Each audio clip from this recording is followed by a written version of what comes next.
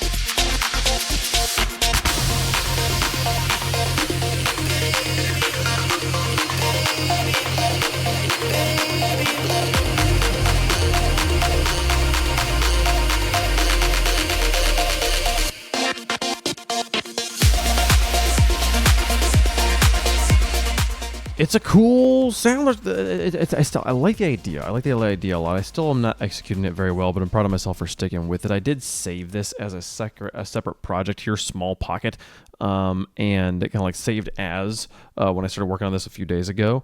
And there was a point at which today I went back and just pulled up the old one, and I was like, does this sound better? Is this better? And I was like, no, I do think this is the right idea. This idea of like kind of having this little change in space is good, but man, is it kind of hard to get right here. I think I've kind of backed myself into a weird corner with this specific sound. Because like I've shown this on a previous video. If I do it with a different sound, it really kind of like fills up your head better. And I can kind of like in my head understand what the differences are between that sound I just played and then muted again, or the one we're actually using, with kind of like, one has a lot more of kind of a body to it. The muted one has a body to it, a little bit more of a fullness, and less sharp, less brightness on the top. But this sound is like really where the whole piece started. I built this sound, and then I use it all throughout the piece. It's kind of everything from here down to here, really. I think all of these are basically that same serum patch that I built, and are all just different instances that have slightly different settings, and I probably could do a better job truncating. It looks like this one's not even doing anything, so I can get rid of that one. But yeah, this sound is core to the identity of the piece, so I don't feel like I can change this sound at this point. I like the sound. I do want it to fit. I just want it to, it was built with kind of big reverby sounds in mind. The first time we hear it, it's like, it's not huge, but it is, it definitely is living in a space, so to change that to was a bit of a challenge here. And the main thing I did on this today was a little bit of gain staging, kind of get it to like just be louder, then also put the Pro Q4 here, there was a little bit too there was a bit too much resonance on this motion as this goes up.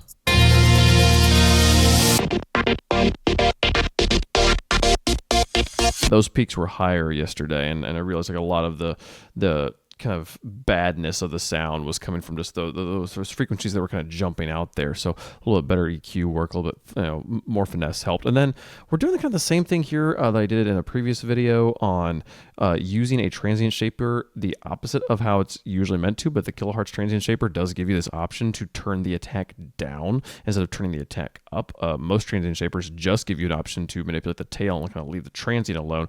But this transient shaper, which is a free plugin, allows you to turn down the transient if you want. And when I turn this off, I feel like it's just a little bit sharper.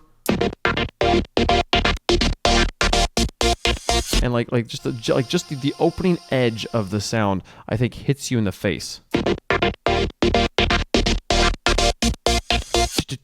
da, da, da. It's like that first split second just hits you just a little bit too sharply. And I turn this on. It just smooths those out.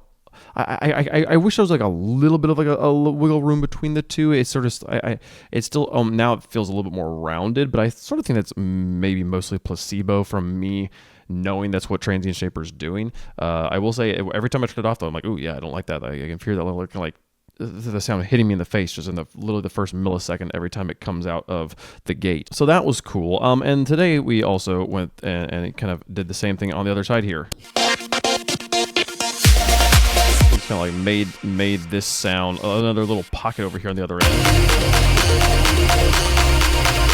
So big.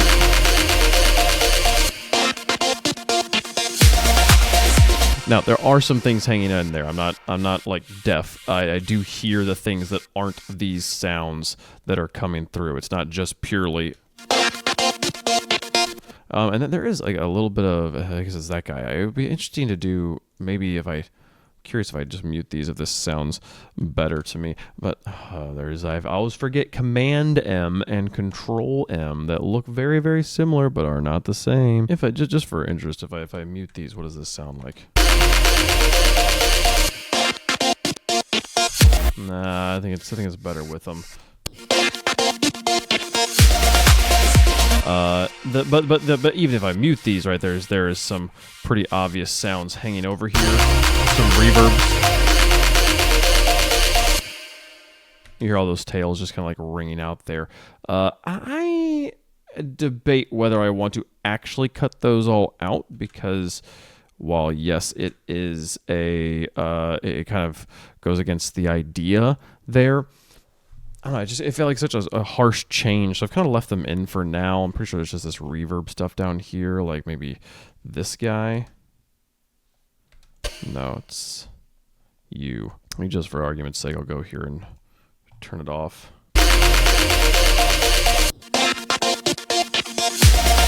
I don't know. Maybe it's better with those fully cut out there. So it's a thing to continue to tinker with. How much I want to like fully change the space because we just built up this huge sound and then to like cut out all the reverb and then let it go again is kind of a crazy thing to do here. But I'm enjoying it. One thing we did make today, kind of a new thing. This new little tail guy.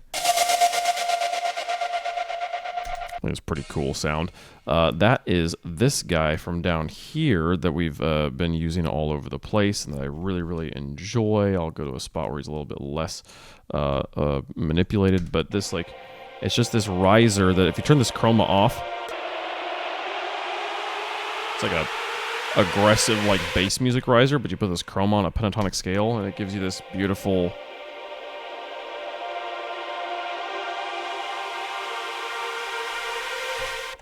sound.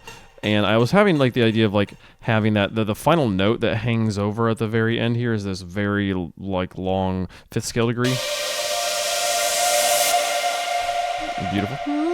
I was like, but I'm cutting that off because of the way that we're creating this pocket. So I was like, well, what if I moved that over here? And I did. And I was like, oh, that's kind of cool to have that hit. And then I'm like, well, actually, I kind of want it to last longer. So I just bounced the reverb tail. I wanted the big verb, put a MIDI region here, bounced the reverb send basically, and took that and put that up here. And then I compressed it and put a tremolo on it. And that gave us this guy. Which then, coming out of it is...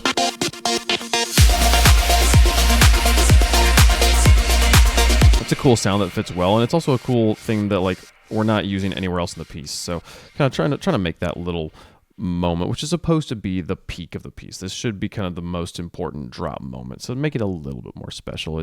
I'm not doing the best of jobs of making that moment unique and spectacular the way the rest of the piece isn't. But yeah, I continued to tinker with other sounds and a lot of ideas that didn't work in this section, but ultimately we are getting closer here. Did a little bit of compression on the vocals as well, just slowly tinkering things, fixing problems I'm creating. I keep on doing things. I haven't been showing this much in videos, but this channel, this project right now is 108 channels large. Many of those channels I could delete and are not useful, but we're still going to be around 100 channels. It's becoming difficult to work with, and it's also there's lots of times I will make a change, and then I go back later and realize I have changed something at somewhere else in the piece because of that one automation I put in there, that one slider I moved, and I didn't think about the way that would affect other sections of the piece. So this is part of why I generally make a lot of channels of the same sound, is that if I want this to be here and I want it to be different than there, if I just make a separate channel and just put it on that separate channel, I can manipulate that sound in that section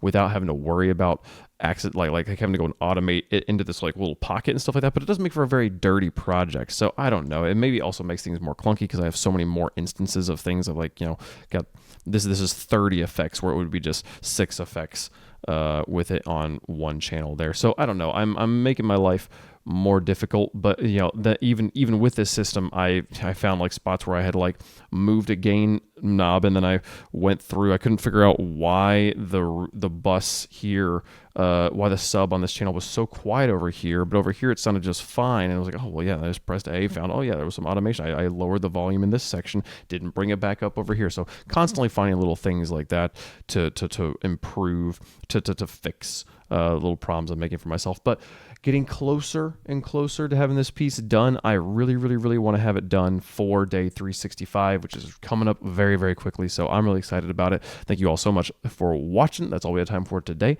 See you guys tomorrow. Bye-bye.